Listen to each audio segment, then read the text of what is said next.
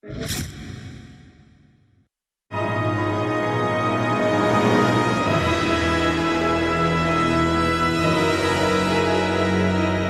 Hulk is as much a character in this movie as any of the living, breathing actresses and actors that we have. So his ability to emote was critical.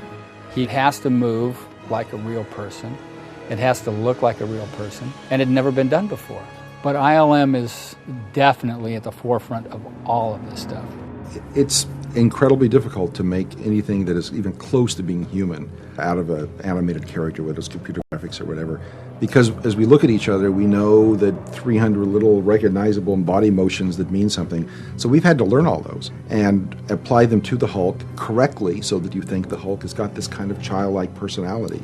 I think it's time to bring the sophistication in public entertainment in the computer world, so you can invest your emotion into it, not just watching the creature go crazy, where in the back of your head you know they're CGIs.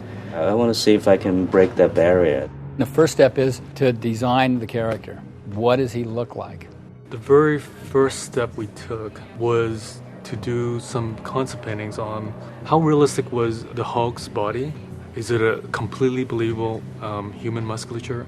Or is it more like a comic book where everything's bigger than normal? And that was probably some of the first explorations that we went through. When the LA department sent us the maquette, actually, in fact, this is the maquette that they sent us, this really kind of nailed for us what direction Ang wanted to go to. There are 3 different Hulk creatures in the film. The trick was that he had to transform from a real live actor, from Eric Bana, into these various Hulk sizes. So all of the Hulks had to be built with those parameters in mind. From that maquette, they build a CG model, which has every single element in that model, how it actually moves. We were constantly making new versions of the Hulk. It's a very, very painful, long process about putting all the little detail. We have a whole team that just simply does the paint.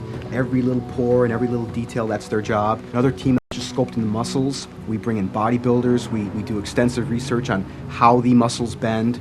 Taking on this task, we knew that we had to get realistic poses out of the creature, and then on top of that, realistic muscle animation and skin performance as well. We combined a lot of muscles that usually work together into these multiple stage shapes, where you could have one slider that would dial on a series of muscle motions. And then we'd wrap the whole creature up with a dynamic skin that would slide over the surface of these muscles. There are a few technical challenges that we knew we had to solve in order to have Hulk be a believable human, and one of them was the skin itself. And I think we painted 100 different maps of paint and hair and wounds and specularity and all sorts of things to convey the translucency in skin and the realism of skin.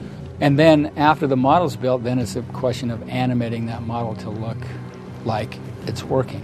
I think we use every single technique ever discovered in animation. It's really getting to the essence of the performance. Motion capture might be a way of getting there, but really what it is sitting down with Ang and saying, what are you going for here?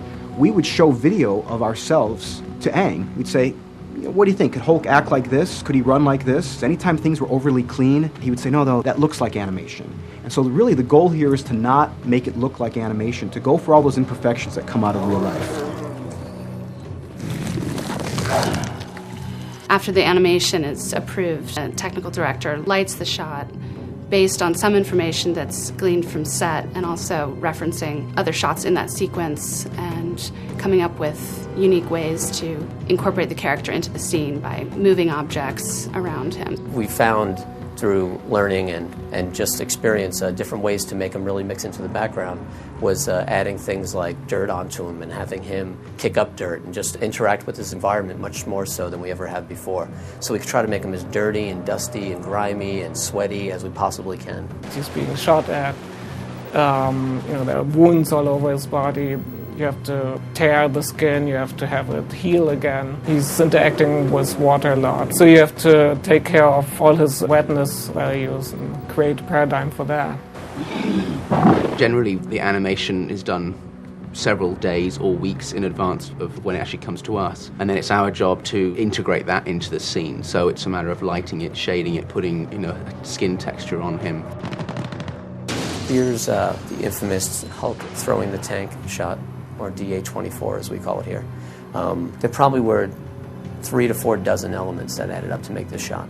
You can see how the tank tread breaks off and all these different dynamic things that the animation team takes into account and does a great job with the muscle flexing and the hard surfaces reacting in a real way. This represents a computer-generated ground plane, and here's some computer-generated dust.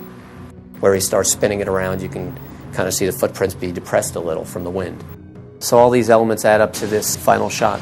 It's all about chaos in this sequence. We're trying to get it as chaotic as possible. And it's getting sand and dirt in the air and on the Hulk. You know, I'm interested in telling a story and actors. I mean, I care about the actors, and they're reacting to the work that I do, and my work is to react to the work that they do, and it's very close, and to me personally, to do this. A huge amount of effort, of course, went into making this thing look absolutely real, so you don't even think about it as an audience member. All you're thinking about is the character. The technology should be invisible. Only when it's over, you say, wow, you know, how'd they even do that?